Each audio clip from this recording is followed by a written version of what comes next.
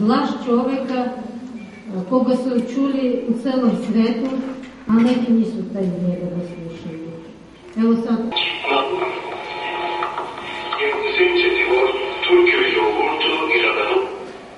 Eto, to je vrlo 13:00 po Griniću u Istanbulu su se čula 3 pucnje u trajanju od samo nekoliko sekundi, koji su potresli celu našu planetu i izazvali mnogo veću reakciju u celom svetu i u Turskoj nego što su mogli očekivati njegovi izvršitelji i organizatori.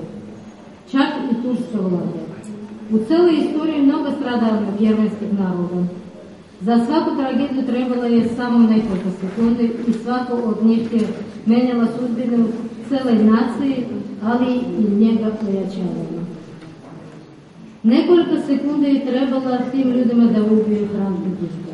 Za jednu noć 1921. godine bila je potrebna, da bi samo jedna noć bila potrebna u 1921. godini, da bi bila pobijena cela stanovništvo Nagornog Karabaha u gorodu Šuši. Nekoliko minuta 1998. godine bila je potrebna da odnese životi 24.000 Jermena u vreme zemljotresa koji je zadesio naš narod. I kao što sad vraćamo se na tu jako bolesnu temu koja ne prija ni nama, ni turskom narodu, ja mislim da u Osmanskoj Turskoj 1915. godine desilo se ono što se desilo se i bila ubijena 1,5 miliona Jermena. Sad neću ovdje da se vraćam na tu temu, da osporavamo koliko gdje šta, ali to neka gledaju istoričari, oni koji moraju da se baviti. I zbog ovog dana na mitinzama vidjeli se natpisi i paroli razni. I ubijen byl jedan od najpoznatijih i uticajnih predstavnika jermenske dijaspore u Turskoj. 52-godišnji Hrant Dink, glavni i odgovorni urednik jermenske turskih novina, kojeg stati izlažao i na jermenskom i na turskom jeziku Agos. Na jermenskom jeziku to zvuči malo drugčije, Akos.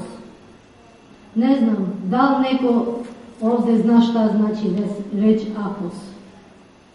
Reč Akos znači neduboka brazda. U prevodu sa jermenskog, Akos. U čemu je bila njegova krivica? Verovatno u tome što nikada nije zaboravio svoje porekla, mučenje i stradanje jermenskog naroda i svojih predaka, o čemu je godinama pokušavao da objasni svetu, naročito turskom narodu, i takvo zlo koje je bilo njemu načinjeno izazvalo burne reakcije i negodovanje u celom svetu, a posebno u krugovima jermenske dijaspore. Na mitinzima i protestima u Istanbulu učestvovalo je preko 100.000 ljudi, a danas meni predstavnik ambasade rekao da je preko 200.000 ljudi. Eto sad. A po zvaničnim podacima u Turskoj živi oko 80.000 Jermena. Pitam se, ko su svi ti ljudi koji su izašli na ulici Istanbula sa parolima? Mi smo svi Jermeni, ja sam Hrant Dink. Ovdje mogu da kažem samo da je Hrant Dink byl je voljen čovjek, nije samo sa strane jermenskog naroda, a naravno i sa strane turskog naroda. Nema tolika Jermena u Istanbulu da bi izašli na ulici. To znači da je bila solidarnost tom čovjeku koji je postao žrtvom nekih jako zlih ljudi, jako neodgovornih. U aprilu 2005. godine, nažalost, na dan 90. godišnjice genocida koji se slavi, mi smo Jermeni to u Jerevanu to postajala, i u Turskoj, u Istanbulu, bila organizovana prvi put konferencija na tu temu. Na toj konferenciji byl prisutan i Hrant Dink. Da vam kažem iskreno, u svojim svim pismama i svim radovima koje on napisao, on vrlo često govoril da ja ne moram da iskoristim reč genocid i ne volim da koristim tu reč. Ali U isto vreme, ono što ste gledali njegova slika, to je njegov nastup u aprilu 2005. godine u kojoj on je rekao, iako bi Osmanska Turska uzela bi zlatne avione i izvezla bi jermenski narod sa tih teritorija, to bi moglo da se kvalifikuje isto. Zato što zemlja nikad ne zaboravlja svog vlasnika. Ona čeka, može čak jako dugo čeka i jednog dana ona ga ponovo pronađe. Upravo o tome je govorio Dink na toj konferenciji. Zbog njegovog nastupa turska vlada 2005. godine osudila da je za vlada Turske da mora da presmotri taj zakon pa da njega nekako preinači. Zato što sve radio zato što elektronske pošte on je dobio preteći poruke i pismo. Čak ni poslije toga nije napustio zemlju, govoreći da bi to bila izdaja naroda koji se očajnički bori za demokratiju. Ostajući aktivnim članom jermenske dijaspore, on se i u isto vreme izjednačivao sebi sa turskim narodom. I on uvek govorio, ja sam državljanin Turske, ali sam Jermenin. Dana 12. januara u avgustu on je napisao pismo vladi Turske. Gospodo ministri, da li vi znate kako je to kad ste vi i vaše porodice neprestano izložene ugrozama i uvredama, ne ubijaju Boga? Iz intervju Rubena Safrastjana, jednog od saradnika Hranta Dinka, mi možemo da saznamo da je on uvek znao da se bliže krađi. Gospodin količinu bele Boga.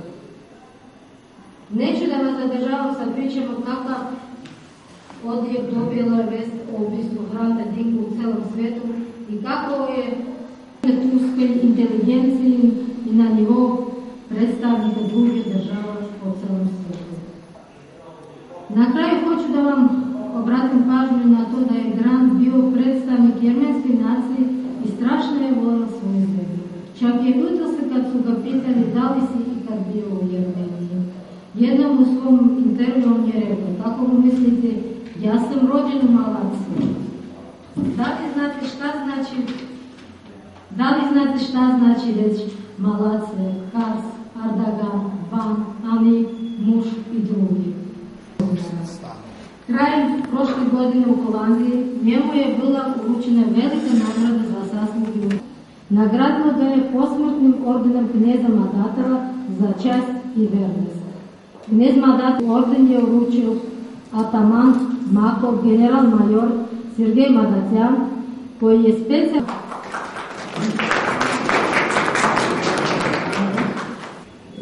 She herself hadn't met him during the life, but she traveled due to her official duties around the world. We haven't gathered about the history event. She's not going to speak about the 1915 and what happened with the... Mržnje svjedočit ću korist Turaka koji su također gonjeni po članu 301, a najpoznatiji od njih je dobitnik Nobelove nagrade za književnost u 2006. je Otkan Pan. Ubijen je sa 3 metra u glavu i vrat, nedaleko od sedišta svog časopisa, kada je obavljao svakodnevnu aktivnost kad se vraćao iz banke. Bio oženjen i otac 3 dece, na kojima se posmatra čitav Istanbul, i također ukazao da preslušao više od 10.000 telefonskih razgovora koji su vođeni u trenutku i nedaleko mesta ubistva. Jedan od vlasnika obličnih restorana koji je bio i svedok, rekao stvari da je ubica mladić u ranim 20. i da je uzvikivao ubio sam nevernika. U subotu, znači 2 dana posle ubistva, uhapšen je 17-godišnji Ogun Samas u crnogorskoj ulici Samsun i vraćan je u Istanbul na ispitivanje. A istovremeno Turska oslobodila već 2 osumnjičena, od kojih je jedan bio progonjen 6 mjeseci ranije za ubistvo protestantskog sveštenika u Samsunu. I ono što govore sada podaci da je Maletnik tražio sastanak sa Dinkom pre ubistva, da je on odbio taj sastanak i da ga ovaj tog dana sačekao ispred časopisa i javni tužilac izjavio da sam su stvari priznao ubistvo novinara, da je sam deo da to bio njegov lični akt i da nema veze ni sa kakvom organizovanom grupom. A onda je isto i samast izjavio da je sve učinio zbog uvrede turske nacije, da bi njegov advokat danas izjavio stvari da je sve bilo organizovano. I sam stric osumnjičenog izjavio da ne veruje da tako mlad čovjek može i da se snađe u tako velikom gradu i da je uopšte moglo samostalno da deluje. Eto, toliko.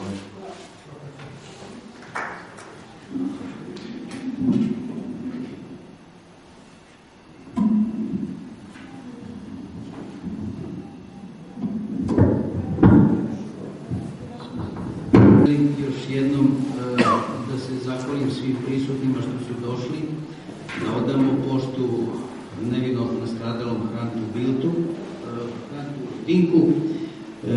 Takođe, praktično moje kolege koji su iznale ovo sve do sada o njemu, oduzeli su mi praktično ono što bih ja mogao tu da dodam i da kažem. Međutim, ja želim nešto drugo da kažem. Želim da kažem da nešto mnogo sličnosti između naša dva naroda. Neko je rekao da geografski položaj jednog naroda praktično inicira njegovu sudbinu. To su mnogo dobro osetili i srpski i jermenski narod. I sva ta nesreća koja se desila 1915. godine, ona je inicirala i ovo što se desilo ovih dana. Znači i ovom ubistvu. To je, znate kako to ide, to recimo kad vas proteraju sa vaših ognjišta na kojima su živeli, postoje i istorijski podaci i arheološki podaci. Ako neko na nekom prostoru živi 5000 godina, pa sad mora da napusti taj prostor zato što je tadašnja vlast donela zakon o deportaciji, pa su čitava sela i gradovi ispražnjeni, tako da je jermenski narod mnogo pretrpeo zbog toga. I ne samo što su ispražnjeni čitavi gradovi i sela, nego su morali da ostave kompletnu svoju pokretnu i nepokretnu imovinu i to je turska vlast tadašnja sve konfiskovala. Šteta se ceni na bilione i bilione funti. Onda možete da zamislite i tog Hranta Dinka koji je na neki način hteo da skrene pažnju i sadašnjoj turskoj vlasti da se ipak prizna nešto što se dogodilo. Jer, pazite, ne mora da se uzimaju uopšte u obzir jermenski izvori. Kažu, Jermeni su pristrasni. Postoje engleski izvori. Postoje engleska plava knjiga pod brojem 31, zavedena 1916. godine, gde je lepo opisano stradanje Armena u Otomanskoj imperiji. Pa onda postoji francuska žuta knjiga, koja piše čak o stradanju od 1895. godine. Pa postoji drugi ljudi koji su to iznosili kao humanitarac Lepsius, Nemac. Pa onda takođe i drugi koji su iznosili puno detalja i činjenica koje su se desile. Tako da ja ovde ne želim da stvaram zlu krv, mi Jermeni ovdašnji. Nemamo ništa protiv turskog naroda. I nikada nismo mi imali protiv naroda. Mi samo imamo protiv one vlasti koja je inicirala da se ono desi što se desilo. Protiv njih imamo, normalno da imamo protiv. Jer da se to nije desilo, ne bi ni ja bio ovde. Pazite, ja sam jedan od potomaka tih koji su stradali 15. godine. Mislim, ja to nisam doživeo, a moj dede je došao. Znači, jedan od potomaka. I to ne bi smelo nikad više da se desi. Narodi treba da se udruže, treba da se brišu granice, treba Evropa da bude jedna.